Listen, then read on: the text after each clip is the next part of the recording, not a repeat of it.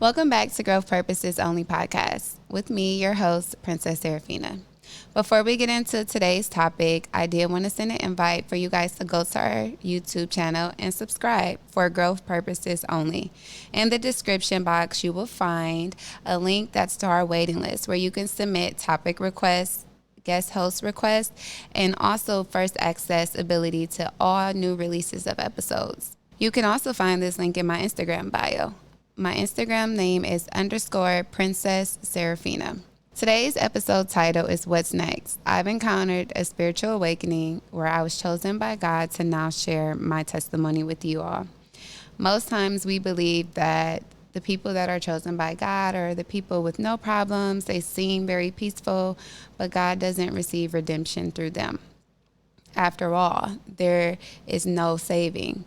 So I just want you to know that just because you have fought battles and you have sinned constantly, just like myself, that you are the chosen ones because God can receive glory through your redemption. Although I'm sharing my journey, I just want to remind you that this journey is not linear. There is no straight path to the end. I experience a lot of setbacks.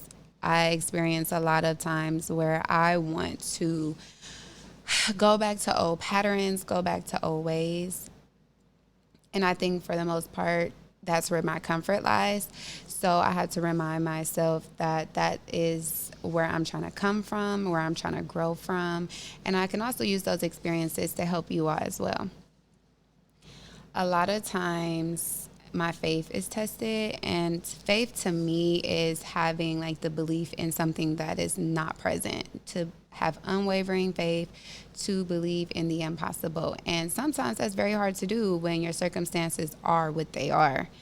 I've encountered so many tests of faith, and in those moments, I didn't understand that what was going on. I really just felt like things weren't what they claimed to be. So I had a lot of times where I had to overcome challenges. Something very personal to me would be my career field. I've had a great first 2 years. I'm currently a third year teacher, and I've just come to the point of where I'm not happy here anymore. And it's been a challenging year. I made a school switch, and I had to do what was best for me because I wanted to be valued for my work. I'm very much an overachiever, so working for a school that doesn't recognize teachers as individuals, more so as pawns, and I don't say pawns in a negative way, but the larger institution you work for, the less of value you have because they have bigger things to worry about. So I would like to be valued at my work. So working in charter schools provide me that value, and I love the intimacy of my workspace. This year has been very trying. The beginning of the year going in, I was told I had 14 students. And you would think, 14 students, that's nothing. Yeah, me too. I thought that too. But what really set in for me was that these were 14 students that had a real laid back year in third grade. And then not only that, they're all on different levels. So this has been a very challenging year for me. Different behaviors, a school where these kids have been together since about, I want to say, second, maybe kindergarten. So, like, I'm trying to break behaviors and bonds and, routines that have been set far before my arrival. And there's been times where I've cried. I've never cried, like, from students before. So, this was, like, very trying for me. I've had moments where I wanted to quit. I've had moments where I'm like, maybe this isn't for me anymore. Because if I can impact 30, why can't I impact 14, But I had to take a step back and realize that my thoughts alone about the situation was becoming of me. A lot of times our negative thoughts get in the way of our perception. I already knew from going in, I'm a very observant person. I already knew going in that these children would like love me. I've always had that reaction from my students, but going in here, it was like a different, very, very different. It looked more so like, how can we get over on her? And I just couldn't understand. I was trying every technique and that I had in my teacher toolbox, and it was just like failure after failure after failure to the point where I'm just like, Yeah, I don't know. I talked to my principal about it. I got the support that I needed, but it still wasn't happening in the pace that I wanted. I had a paraprofessional in my room as well, and she had just about had it with them as well. So it was just like everybody's so mad at them. Like everybody was just expressing anger, including myself. So I realized I had to challenge myself in the classroom. I had to challenge these behaviors. I had to challenge their attitudes, their mindsets, and apply what I know to be true. That I cared, that I really wanted them to be successful. It started with me being more firm, getting back to that no nonsense nurturer that I am. Too much of something people don't appreciate. They already had the experience with the leniency, so me coming in off the jump with the fun wasn't, unfamiliar to them. So I had to bring all of that back and go back into no nonsense. Like I'm not going for anything. And demand my respect in the classroom. I will say that had impacted them more and more. My paraprofessional ended up, retiring, and now it's just me. So I realized during that time that they had built a codependency with her where she wanted them to learn so much and she cared about them that she kind of enabled them in a way to rely on her for all their work needs. There was no intrinsic rewards for these students. They had no motivation on their own to want to complete their work. So when she was out of the classroom, I realized, like, yeah, now it's time to instill in them the things they needed to be successful. So I challenged myself, I challenged the students, and here in end of January, we're just now finding our rhythm. I can honestly say going into work feels different now. I feel in control of my classrooms. Just about every student gives me a hug before they leave. So I'm learning that another experience that I had to experience in the wilderness of like fighting my way through an obstacle, through a battle. I truly believe now that everything is an illusion. Emotions are just emotions. When we have experienced grief, I allow my emotions to come, and then I also allow my emotions to pass. So that gives me the ability to realize that I've been here before and I've gotten out of it. The same with fear. Getting on this platform alone was hard for me.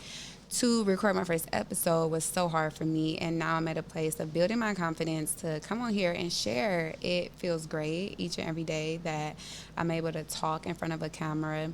Even on social media, I'm not really like a talker, so to be able to come on here confidently and share my experiences and talk to you all through a camera about everything I've been through and ways to help you as well it sits so well with my spirit. Like I feel so confident. I'm much more happier. So it's like overcoming these things that have had a hold on me for so long felt so good. The space that I am in today allows me to realize that I'm not alone physically or spiritually. So when I'm in these unforeseen circumstances, I have like pep talks with myself where I'm like, P, you got this. You've been here before.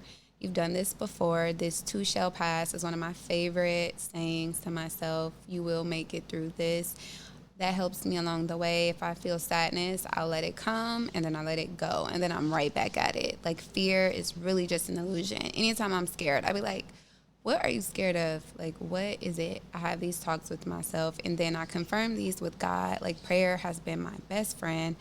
Every time, everything, any moment, I will stop and pray. And it really does bring ease to me to know that I'm not alone. And it reminds me through prayer that I'm not alone. I'm able to speak with God about whatever is bothering me. And then after that, I just feel a sense of peace. I've also experienced things that help me along my way. So I'm definitely into my Bible. I am reading my Bible every day. At least I'm trying every day. I am in Bible study. That definitely keeps me on my course. That has really helped me. Even when I'm praying, I ask God to remove fear, doubt, anything anxiety, stress from my mind because I know that He will make things possible. And so I find security in that once I've asked. So naturally on my own, I just stop like being scared. I stop doubting myself. I stop stressing over things. it just brings that ease and comfort knowing that God's with me and that He's willing to do what I asked Him to do in the midst of everything. So I advise everyone to do that as well. Build a relationship with God, and that ultimately help you with the relationships you have with other people. Facing my negative thoughts too, that goes hand in hand with that. I used to like have negative distortions is what my therapist would call them, negative distortions. So like where I would create a scene of in my head about something that has not yet to happen, and then I would believe it. So the way to conquer that, I would remind myself of reality of like what's actually going on and kind of like battle that, and then tie it in with prayer, and then tie it in with things I know to be true. I always make it out of every situation. That has helped me a lot with my negative thoughts because like I said, fear is really just an illusion. Even in scary movies, I don't watch scary movies at all just because of the fact that I don't want to be scared. Who wants to be scared? Some people find joy in that, but I realize now that it's just a movie and there's no need to find fear in it, and it's almost preparation too, in the weird way.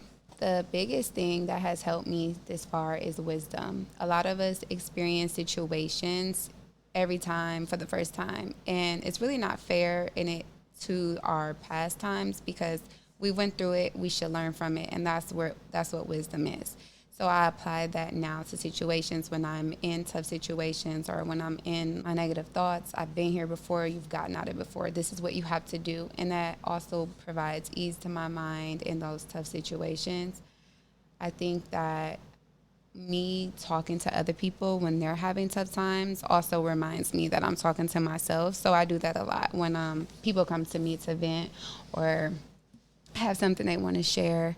I'm normally talking to both of us at the same time. I'll even have moments where I pause, like, dang, I'm talking to me too. Like, so it's so funny how things of how my confidence shows up for other people, then it definitely shows up for me too. So to get back to the teaching part of the topic of what's next, so I relate this to Abraham's experience in Genesis, where he builds this covenant with God about the plan and for his descendants, the land that God is going to promise his descendants, and a son, because Abraham had not had a son with his wife Sarah.